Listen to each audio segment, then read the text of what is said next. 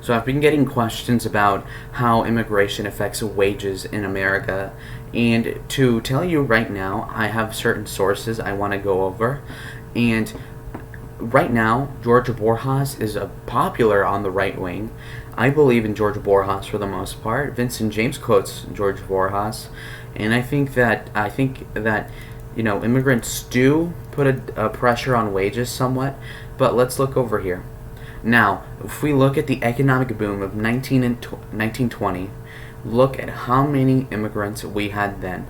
As a share of the population, immigrants took up approximately 22% of the population, yet we were doing really good economically, okay?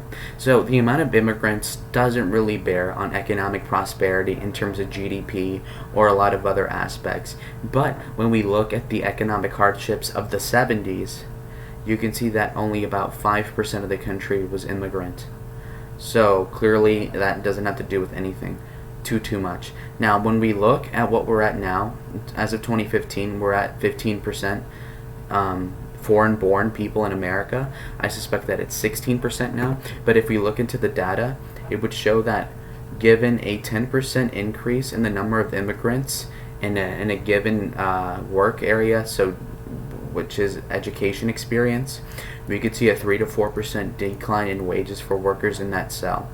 So when we look at the wage growth over here, you could see that estimating that you jump from 1970 to 2015, that the wage growth would go down 4%, approximately 2 to 4%.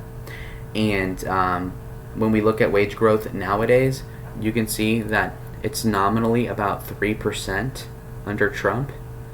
It's about 3%. Whereas back then, if we look as far back as, let's say, 1997, it was 4.7%. So wages have gone down 1% in growth, whereas the late 90s was a boom era, as was the late 2010s. So that was a 1% disparity. Now let's look at the immigration numbers. In 1990, in 2000, more accurately, we had 4% less immigrants. So a 4% increase would be half of a percent. So in reality, immigration in the last 50 years has only changed 10% in terms of an amount of the population in total, which means that immigration explains approximately maybe a quarter of the wage reasons, or like a fraction of it. Okay, it can't be more than half of the wages in general overall. But let me give you this huge black pill. Now, if we look at wage growth by wage level, you can see this huge change, right? And that is exactly what I'm talking about. So look at the occupation, and we look at the wage growth, and you can see that at all times, low-wage Americans and people in this country have been growing at slower rates than the rich or the middle class. But when you look at the recession, when you bailed out those corporations, apparently, it lowered the wage growth of the low-wage workers rather than the middle class. So while the middle class was growing at 2% and the high class was going up at 2.5%, the low-skill people were making less than 1% in wage growth during the Obama recession, right? So that means that bailout was used to employ foreign workers to depress the wages of the American worker, right?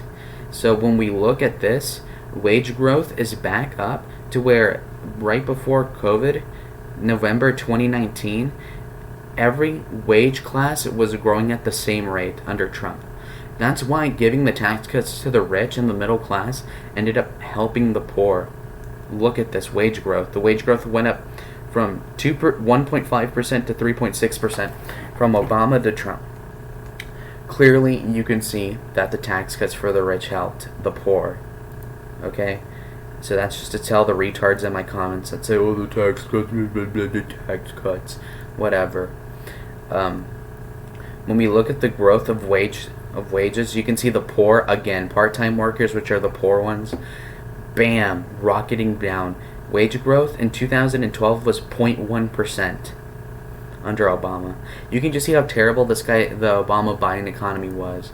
But in fact, when we look at the wage growth of the youngest, you can also see that theirs is growing pretty slow as well. And well, the old people are retired, so that doesn't matter. The genders are pretty correlated. The wage gap is fake. We look at the growth tracker by education, of course. Everything's affected, but it's usually the people that are non-educated, poor whites, or poor blacks especially.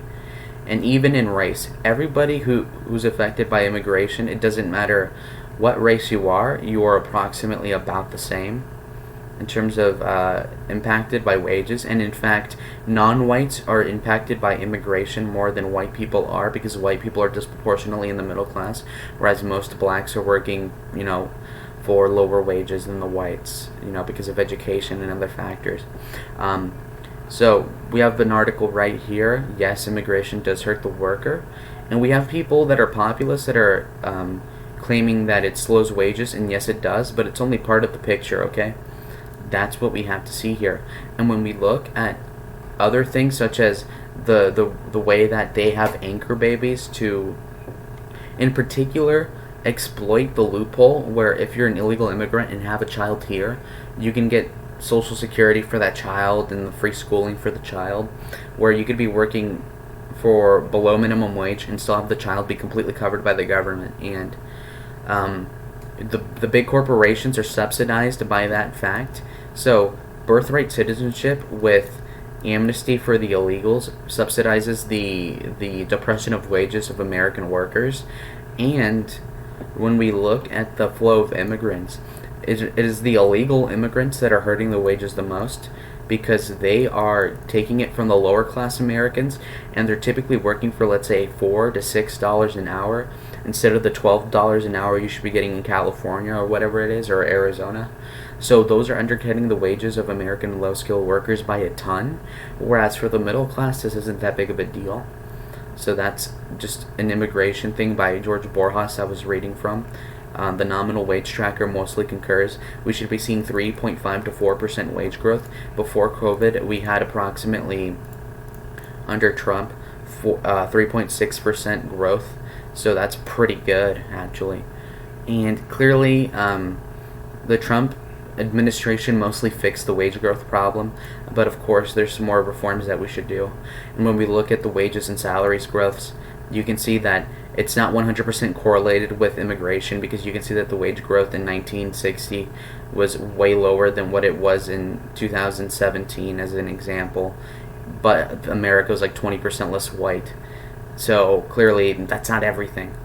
And when we look at the recent wage growth under Trump, it's pretty good, 4.7% in February. And then, of course, it tanks because of the virus. But other than that, that has nothing to do with the president. But, yeah, the growth rate isn't really a problem. But you could definitely mitigate this for sure. So that's that one. Then we look at this, unemployment. Now, the lower the unemployment, the higher the wages. That's why unions work to higher wages workers, because they make it so that they become the picky ones and the employer becomes the desperate one.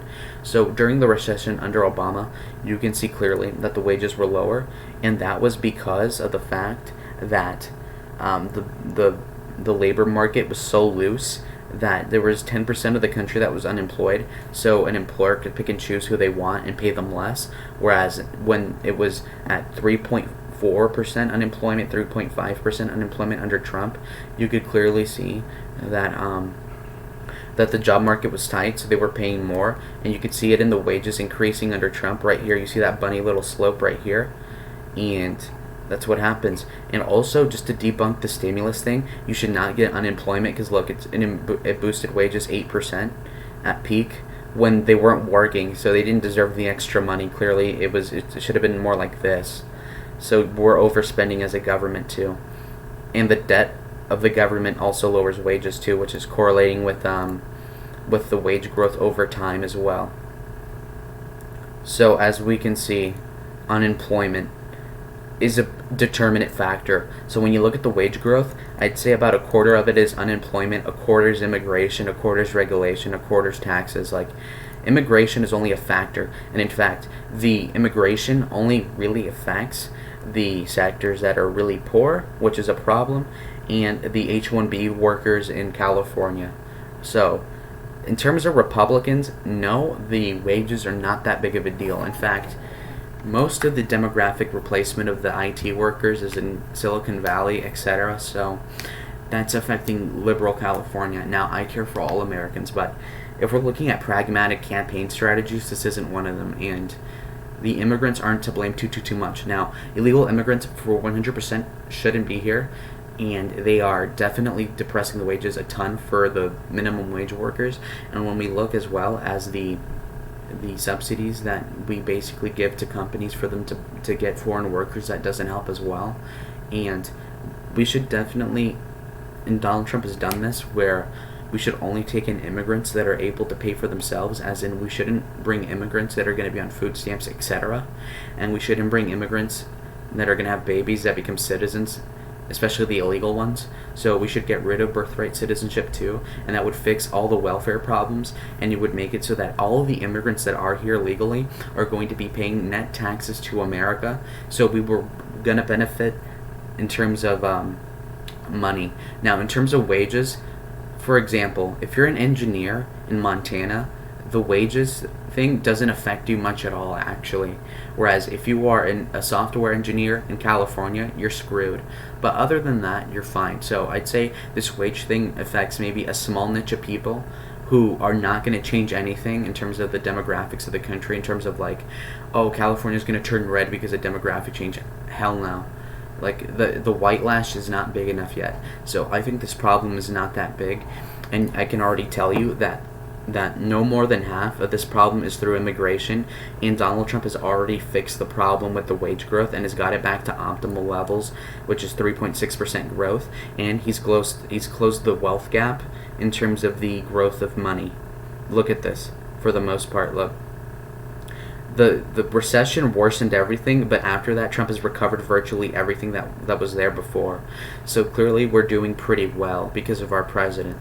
And again, big boom in 1920 with double the immigrants that we had in 2000. So I mean, come on. Immigration is usually bad in terms of wages, but it's only half of the problem. We have bigger eggs to fry, so to speak. Thanks for watching.